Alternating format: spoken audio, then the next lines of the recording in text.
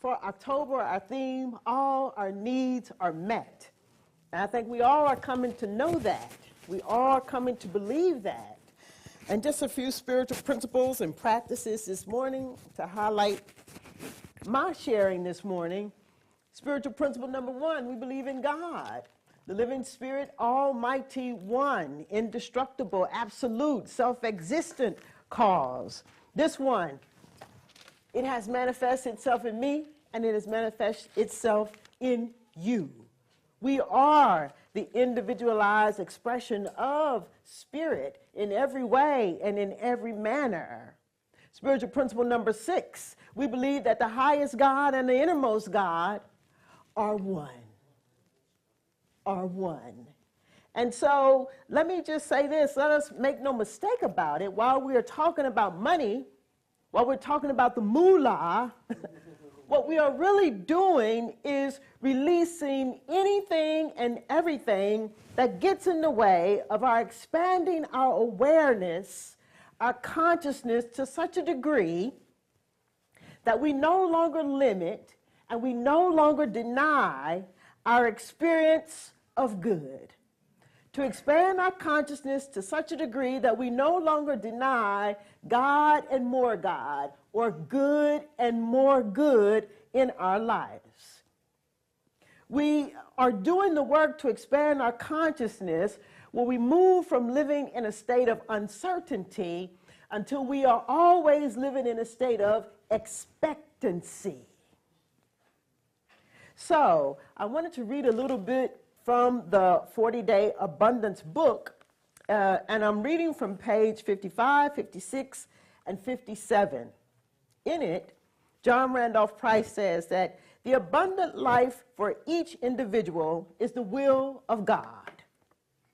God is the source of all prosperity and is forever providing us with whatever we need in abundant measure. Money itself will not necessarily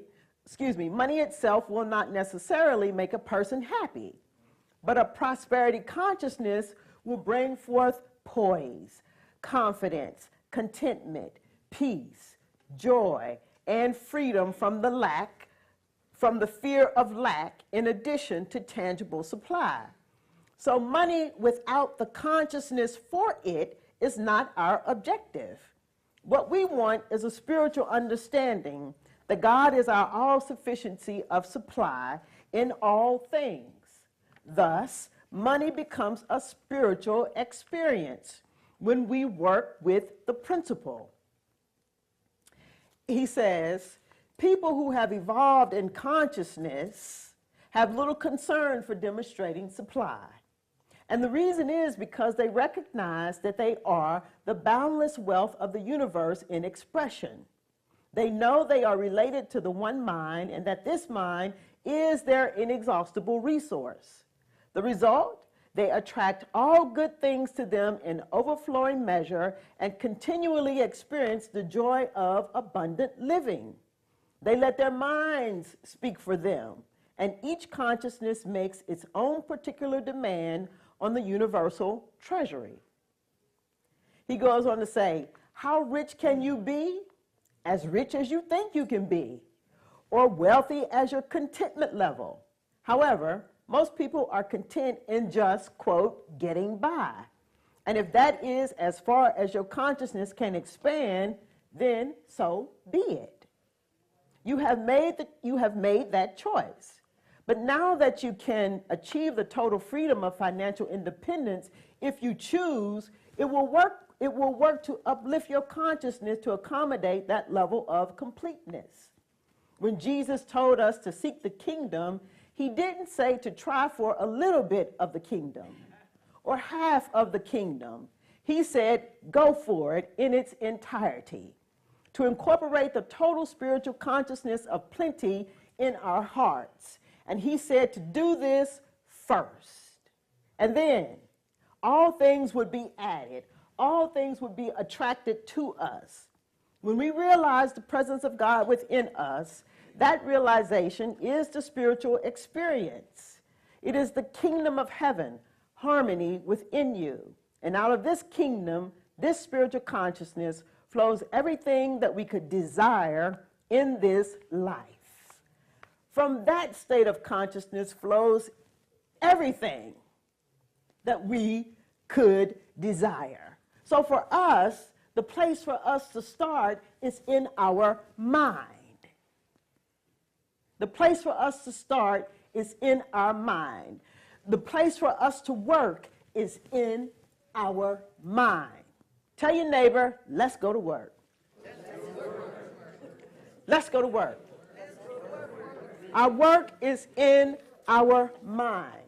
We are changing our mental perception so that we have the consciousness, as the reading said, for money.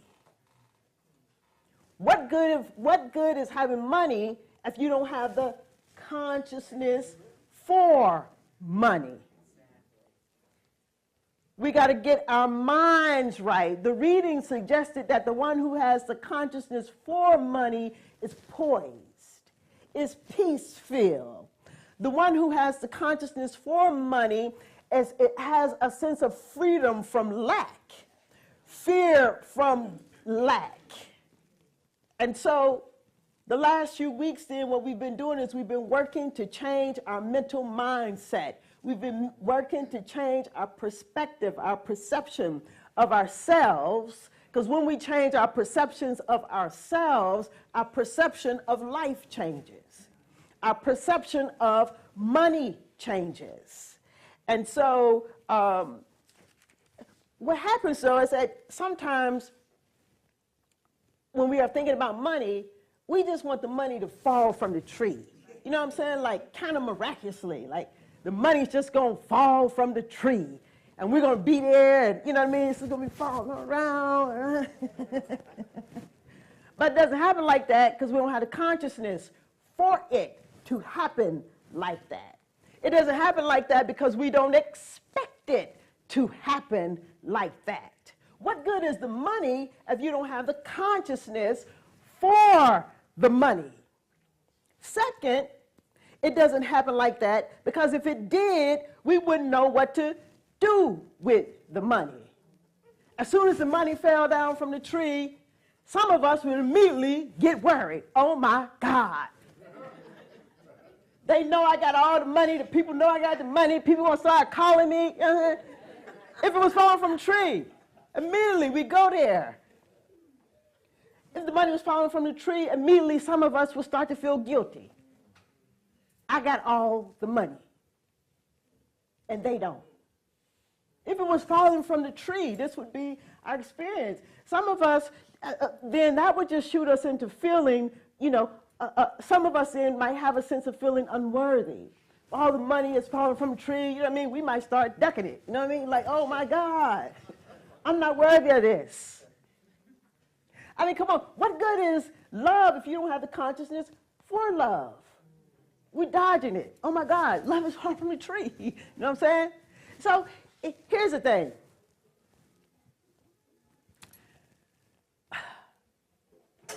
If money was a man, or if money was a woman, or whatever your flavor is, if money stepped out and money was like, here I am, what you gonna do with all this? Right? And for the women, I mean for the men, if it was a woman, money be like, here I am. What you gonna do with all this? What you gonna do with all this, Carletta? Money be like, here I am. What you gonna do with all this? You gotta have the consciousness so that when the money comes, you're ready for the money. You gotta have the consciousness so that when the man comes, you're ready for the man. What am I gonna do with all this? When the woman comes, you're ready for the woman. You got the consciousness for it. When the house comes, you don't feel guilty about it. When the car comes, when the job comes, when love comes, when the house comes, when the car comes, when love comes, when the people come, when the friends come, You got the consciousness for it. You know what to do with it. Many of us, money eludes us because when it comes, here I am, we don't know what to do with it. So it doesn't come. The thing about it is that, excuse me, the thing about it is that most of us, we think we want money because money equates to a good time. So really then what we want is a good time. Because we don't have the consciousness to go with money. We don't have the consciousness quite yet to see ourselves having something else. And don't get me wrong, I done had my plenty of good times. You know what I mean? Ain't nothing wrong with a good time. But money brings you a good time, but the consciousness to go with it will bring you joy. Money brings you a good time. The consciousness to go with it brings you joy. It's in our consciousness then that we develop a real sense of expectancy. Oh, I'm expecting the money to fall from the tree. And when the money shows up, oh, I'm expecting money to show up. Here I am. What you gonna do with it? Here I am. Now what you gonna do with all of this? A consciousness to go along with the money, it moves us into a state of deserving. I deserve all this. We deserve all this. So these last few weeks then, we've been changing our perspective and working on changing our perceptions about ourselves, as I said, because when we change our perception about ourselves, then we change our perceptions about money. And it is daily that we must remind ourselves that we're not separate and apart from God. We're not separate and apart from the source. We're not separate and apart from the supply. We're not separate and apart from the substance, as the three ladies reminded us. It's everywhere. Beauty is saying, here I am, what you gonna do with it? The love is saying, here I am, what you gonna do with it? The peace is saying, here I am, what are you going to do with all this? So we've got to get a new mindset if we want to have a different experience with money. And one of the things we've got to get out of our minds is our old-time religion. I've introduced some to Reverend Ike, and some might not know Reverend Ike, but you should look up Reverend Ike. Reverend Ike would say, we got to get rid of that old-time religion, be nothing, do nothing, and have nothing. Money says, here I am, what you gonna do with it? Go do something, go be something, go have something. We got to get rid of our old-time religion. Do nothing, be nothing, have nothing. Old-time religion and new thought don't mix. They don't go together. You can't bring your old-time religion and think you're going to have a new thought. You know what I'm saying? They don't go together. The Bible reminds us that the Lord is my shepherd. I shall not want. Here I am. What you gonna do with all this money? The Bible says that, the Bible reminds us that the righteous shall flourish. That is, the one who thinks right shall flourish. What you gonna do with all this? Here I am. Here it is. The righteous. The one who is thinking about, the one who knows how to think. What you going to do with this money when you get this money? The problem is, many of us don't know what we're going to do with the money when we get the money. We don't know what we're going to do with the love when we get the love. We don't know what we're going to do with the man when we get the man. What we're going to do with the woman when we get the woman. Daily then, we must begin to practice changing our thinking, changing our minds to release anything and everything that does not align with the truth of our being. I shall not want. If it doesn't align with that, it's got to go. It's got to go. Those who know how to think, they can't help but flourish. Right thinking, you can't help but flourish. Your perception of what's possible can't help but change. If you are thinking right, if you have a different mindset, it can't help but happen. So that when money shows up and says, here I am, what you going to do with all this? You can say, oh, I know what to do with you. I know what to do with all this. I know what I'm going to do with all this. So, and let me just say this, and I thank God that I know what to do with all this. And you should thank God that you know what to do with all this. It was on day 6, as I close up, it was on day 6 that we read the statement in the abundance book. And it reads, my inner supply instantly and constantly takes on form and experience according to my needs and desires. And as the principle of supply in action, it is impossible for me to have any needs or unfulfilled desires.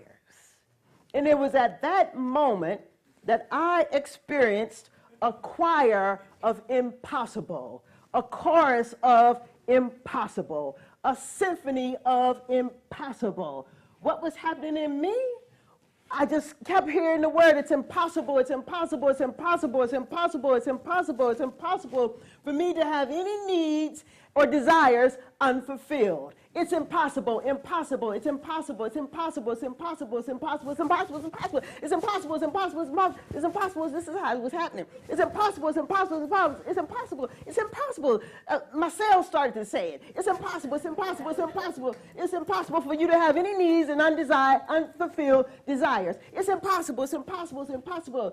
And then it's like my hair follicles started saying, it's impossible, it's impossible, it's impossible, it's impossible, it's impossible, it's impossible. And the blood started getting into it. It's impossible, it's impossible, it's impossible, it's impossible, it's impossible, it's impossible for us to have any needs and desires unfulfilled. Let us all join in our benediction together. Tell your neighbor, it's impossible for you to have any needs and desires unfulfilled. It's impossible, it's impossible, it's impossible, it's impossible, it's impossible, it's impossible, it's impossible, it's impossible, it's impossible, it's impossible, it's impossible, it's impossible, it's impossible, it's impossible, it's impossible, it's impossible for you and for me to have any needs and desires unfulfilled. And so it is. And so it is.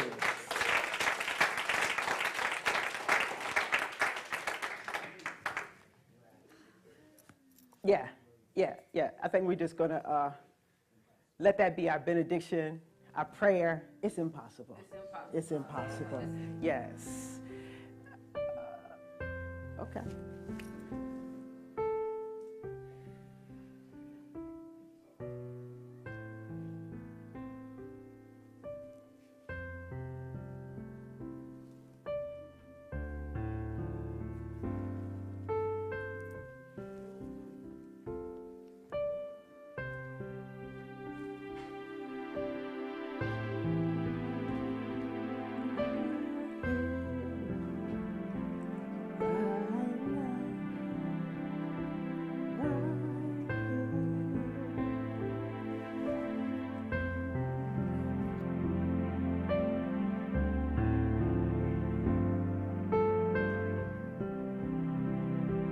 God is, I am.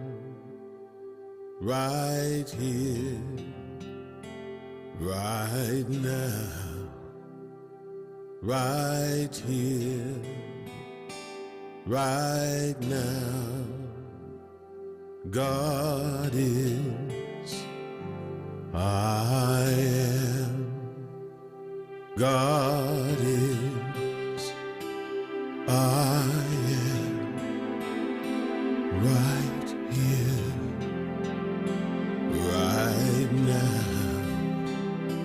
right here, right now. God is, I am.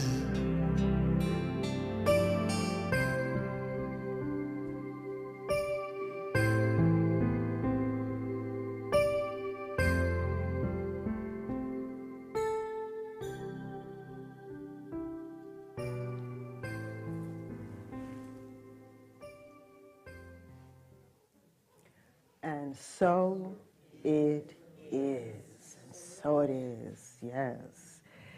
And so now I want to call our ushers forward as we move into a time of sharing and giving.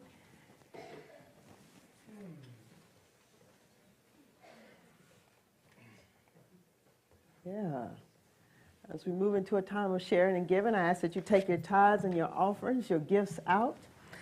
And before we just turn within for a moment of prayer, let us just be mindful that there are others who've already given online and those who give online, and we're just bringing it all in as we take a moment to turn within, to not miss out on this important opportunity to give thanks, to affirm and alert the universe that we know that we cannot have any needs and desires go unfulfilled. We already grateful and thankful for it. So let us take this moment then to turn within, to bring ourselves to a place of just knowing that we can never outgive that which is inexhaustible and ever giving of itself, to itself, through itself, and as itself. Life is always providing our needs.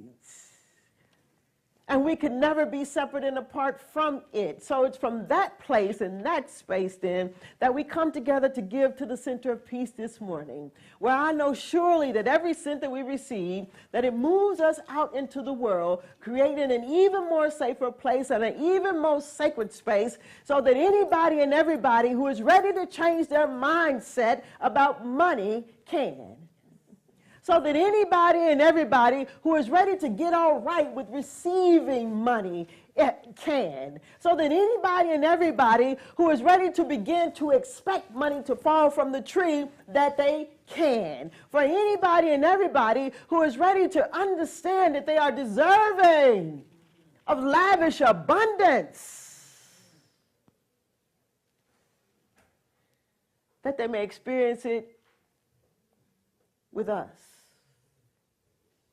That we may be a beacon of light one into the other as we come to accept this as the nature of our true reality. It's impossible